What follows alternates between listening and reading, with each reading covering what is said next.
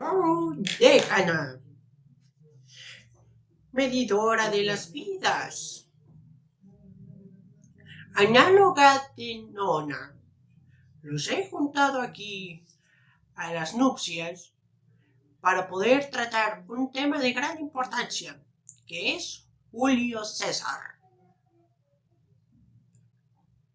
¿Por qué tanto alboroto y tanta presentación?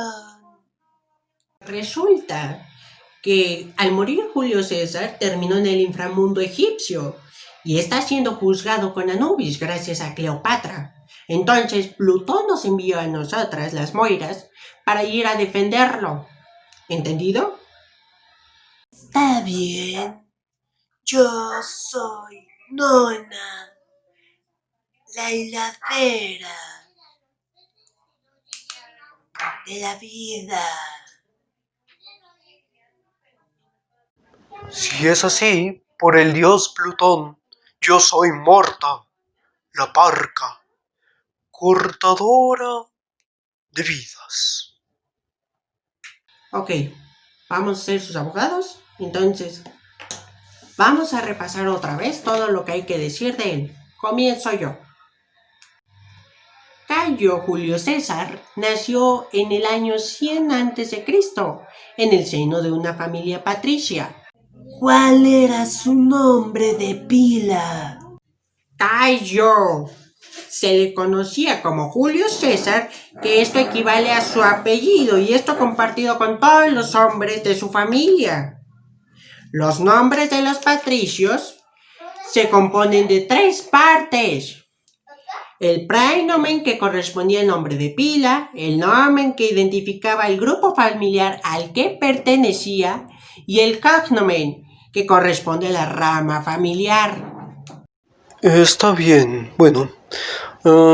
¿Qué dice? A los 30 años fue elegido para su primer cargo público, el de cuestor de provincia de Hispania Ulterior, al sureste de la península ibérica.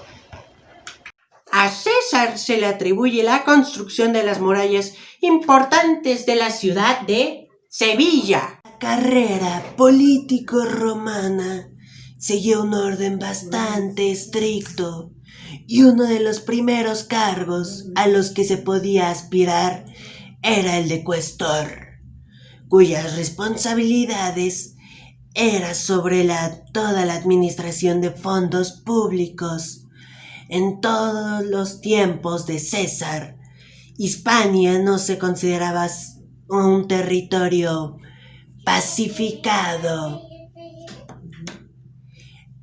Y las murallas eran una defensa importante contra las eventuales revueltas de las tribus celtíberas en la ciudad Hispalitis, la actual Sevilla, como lo habías dicho. César estaba apenado porque su primer cargo público le llegaba a la edad a la que su gran ídolo ya había alcanzado la gloria. Pero según la leyenda, tuvo un sueño que le predecía el demonio del mundo. Tras llorar frente al busto de este personaje, a quien aspiraba emular Julio César.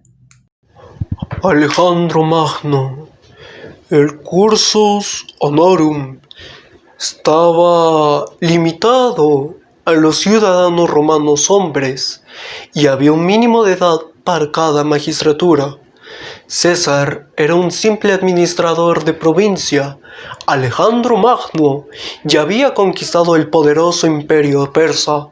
Su admiración por el rey macedonio guió siempre sus ambiciones y lo empujó hacia grandes aventuras militares, tanto que sus enemigos difundieron el rumor de que algún día querría proclamarse rey.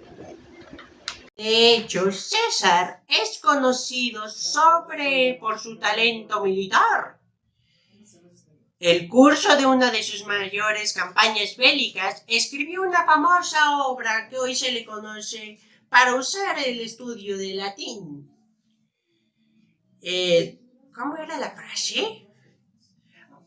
Era est omnis divisa in partes tres.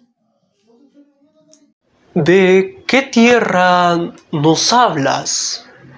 Galia.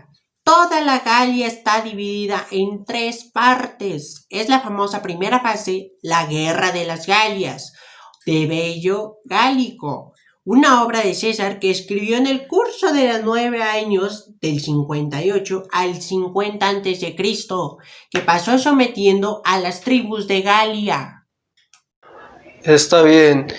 Esta fue alabada por sus contemporáneos y supuso un gran impulso propagandístico para César, que en ese momento ya era uno de los hombres más poderosos de Roma y había ocupado 2 de las máximas magistraturas del Estado, la de cónsul y la de procónsul.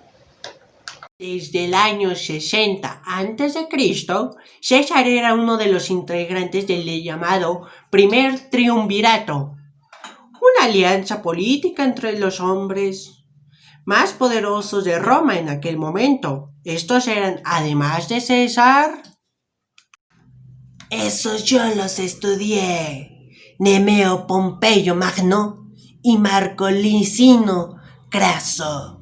Pompeyo y Craso fueron junto a César los miembros del primer triunvirato.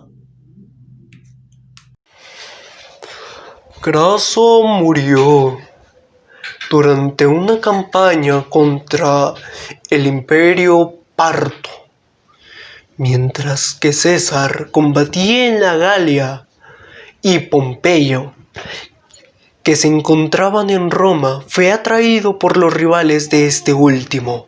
Finalmente empezó una guerra civil entre ambos, que duró desde el 49 a.C.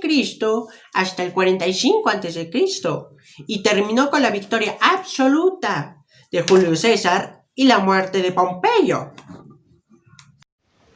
Esta guerra tenía como trasfondo la lucha entre los bandos del Senado romano y los optimates y los populares.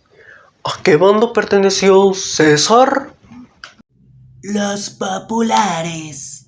La vida política de Roma discurría en una conflictiva relación entre los partidarios de involucrar a los ciudadanos plebeyos en el gobierno, los populares, y aquellos que quedarían excluirlos, optimates. A pesar de su linaje aristocrático, César formaba parte de la facción popular, en parte por su propio interés, ya que entendía la importancia de ganarse el apoyo de las masas. La guerra civil no dio inicio cuando César regresó de la Galia, al mando de sus tropas por cruzar la frontera de las provincias y entrar en Italia con su ejército se consideraba un acto de guerra. ¿Sabes qué río marchaba a dicha frontera? El Rubicón, el río Rubicón por el noreste de Italia y marcaba el límite de la provincia de Galia Cisalpina, de la cual César era procónsul. Al finalizar su mandato tendría que haber disuelto su ejército, pero en vez de hacerlo lo llevó hasta Roma, un acto que desencadenó la guerra entre él y Pompeyo. Apoyado por el Senado, la expresión cruzar el Rubicón se sigue empleando como sinónimo de tomar una decisión para la que ya no hay mucho atrás. Fue durante este conflicto cuando conoció a la reina Cleopatra, que se encontraba en medio de su propia guerra civil contra su hermano Ptolomeo. Cleopatra atrajo a César a su bando y ambos se hicieron amantes, llegando a concebir a su hijo al que se le conoce como Cesarión, Ptolomeo XV Filométor César. Conocido simplemente como Cesarión, fue el último faraón de la dinastía ptolomaica, era el hijo natural de Cleopatra y Julio César, aunque nunca fue reconocido como legítimo, al igual que Octavio, el hijo adoptivo de Julio César, quien vio el peligro en él para su poder y lo hizo asesinar. Así terminó la milenaria historia del Egipto faraónico, que se convirtió en una provincia romana. Tras su victoria sobre Pompeyo y sus aliados, César fue nombrado el dictador perpetuo, un cargo extraordinario y vitalicio. Los grandes poderes que tenía hicieron temer a algunos senadores que quisieran proclamarse rey, por lo que conspiraron para matarlo en la conjura conocida como los Idus de marzo. ¿Pero qué eran los Idus? Las fechas en que había luna llena. El calendario romano primitivo se estableció en base a los ciclos lunares. En cada mes había 3 fechas señaladas: la calendas, primeras lunas crecientes, las nonas, el primer cuarto de luna, y los idus, plenilunio. Entre los conjurados se encontraba Marco Junio Bruto, un amante de Julio César, aunque algunas fuentes lo señalan como hijo ilegítimo de César. Se trata de algo improbable, ya que este solo tenía 15 años cuando nació Bruto. Pero ¿quién era su madre? Servilia. César tuvo 3 o 4 esposas legítimas.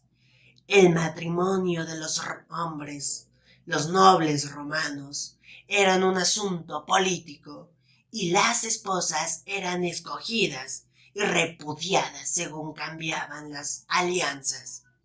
Servilia, la madre de Bruto, era medio hermana de Gastón, el joven, uno de los más grandes enemigos de César. Su matrimonio no fue posible, aunque mantuvieron una relación de amantes durante más de 20 años, hasta que fue asesinado.